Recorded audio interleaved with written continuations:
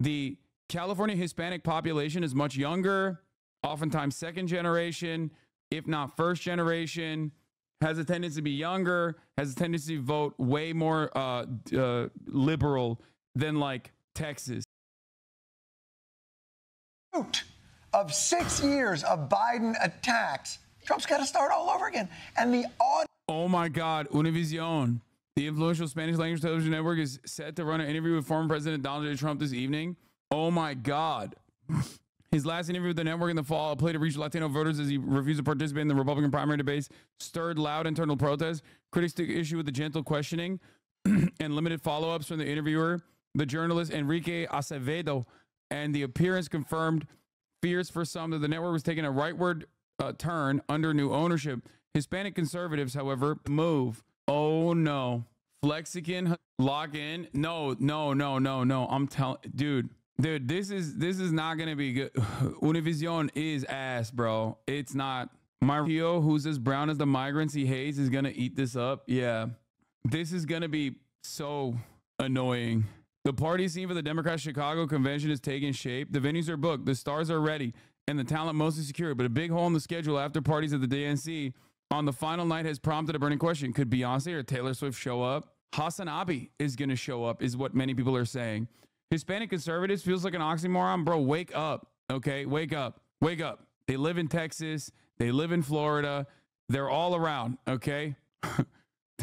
Hispanic conservatives is not an oxymoron, okay? Not even a little bit. Chad has never been to Florida where they all try to look like Homelander. Oh my God. I don't even want to talk about Florida. I don't want to think about Florida. Conservative Hispanics literally live in California too. It's not that unusual. Yes, but the thing is with California Hispanic voters, like it is nowhere near as relevant because the California Hispanic population is much younger, oftentimes second generation, if not first generation, has a tendency to be younger, has a tendency to vote way more liberal than like Texas. Same goes for even Arizona and Nevada, as a matter of fact. New Mexico, Arizona, Nevada, these are states that have flipped blue as a consequence of younger Hispanic voters. Whereas when you look at a place like Texas, like this is like the GOP Latino outreach has been pretty solid overall. Ask any Mexican in California their thoughts on Cubans, Venezuelans from Florida, and they'll turn full leftist. Yeah. Anyway, let's continue. Bro, I was in Texas, met some Tejano there, and they are by far some of the most rebel I've ever met. They told me that the reason police force is doing so bad right now is because of DEI.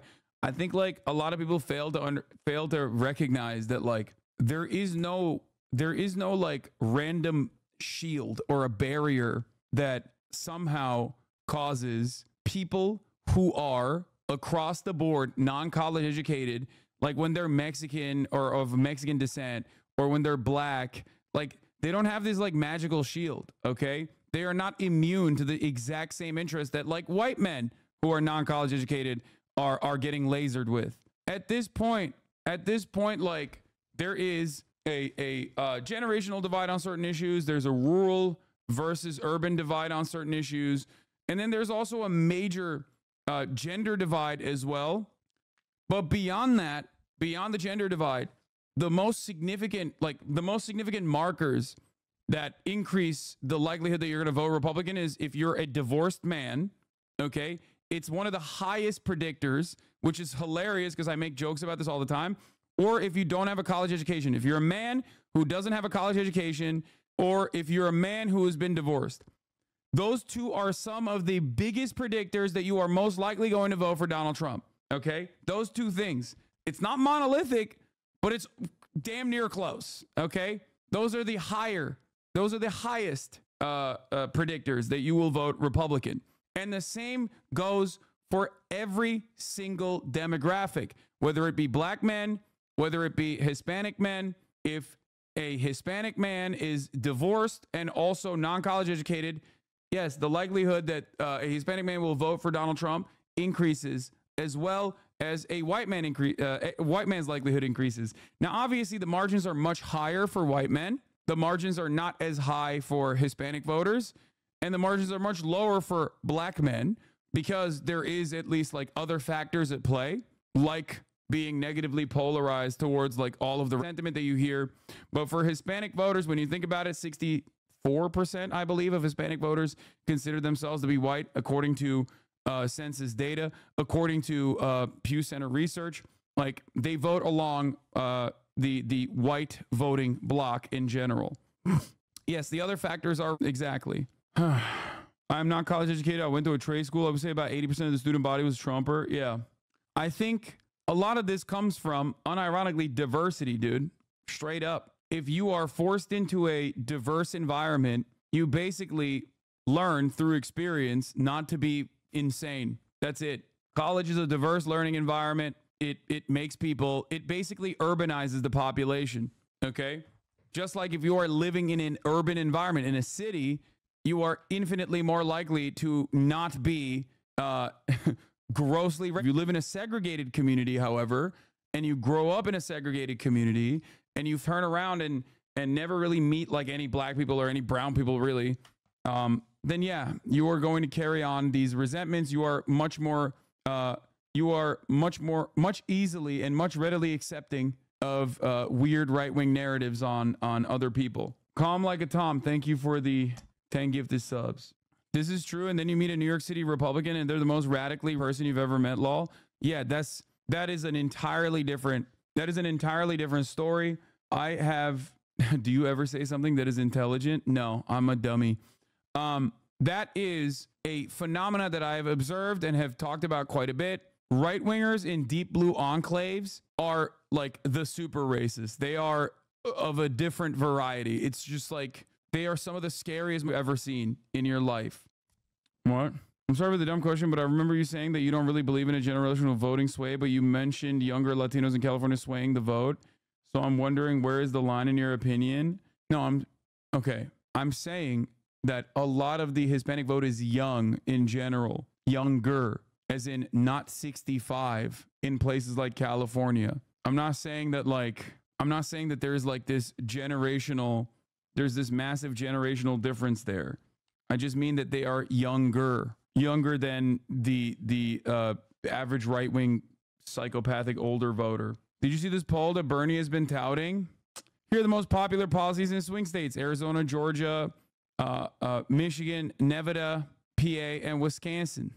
Expanding Medicare to cover dental, vision, and hearing. All likely voters, 61%. Overall support at 84%. Cut the cost of prescription drugs in half by making sure that Americans pay no more than what they pay in Europe or Canada. 84% support overall. 60% all likely voters strongly support it. Okay? 61% of all likely voters strongly support expanding Medicare to cover dental, vision, and hearing. Okay? Plus 74 net favorability, plus 73 net favorability. Cut the cost of prescription drugs in half. Make wealthy and large corporations for their fair share in taxes, plus 69 net favorability. Expanding Social Security benefits by making the wealthy pay the same tax rate as the working class, plus 62%. Institute a cap on rent increases, plus 57%. Reestablishing the child tax credit, which expired in 2022, plus 50%, with 43% strongly supporting it. Build at least 2 million units of affordable housing. 70% support for that, plus 51% net favorability. Like, these are unimaginable bangers in terms of favorability, okay? Raise the minimum wage to $17 an hour, plus 44% net favorability with 70% support. 65% for cap the amount of money families spend on childcare at 7% of their income. Eliminating all medical debt, 64%. Okay? 57% passing the PRO Act, which would make it easier for Americans to join unions. 59% support for make public colleges and tuition free. Anyway, I don't know what else to say other than, if Democrats want to lose, they should run away from these policies. If Democrats want to win, they should push for these policies. They should lean into these policies. They are objectively popular policies, okay? They always have been. Zionists are going to have a field day with this. How should Kamala or Walz respond, or should they just not say anything? Hamas sends a signal that a breakthrough is unlikely in negotiations. Hamas officials said on Tuesday the group will not take part in the round ceasefire talks on Thursday, sending a strong signal that any breakthrough in negotiations was still elusive, even as the United States, Qatar, and Egypt was stepping up pressure on Hamas and Israel to reach a deal. Ahmed Abdul Hadi, Hamas's representative in Lebanon, said in an interview that Hamas has decided not to participate in the talks because the leaders do not think the Israeli government, led by Prime Minister Benjamin Netanyahu, has been negotiating in good faith. Netanyahu is not interested in reaching an agreement that ends the aggression completely, Mr. Abdul Hadi said, but rather he is deceiving and evading and wants to prolong the war, even expand it at the regional level. I think it's good. They're right. They should get assurances from America that Israel will have to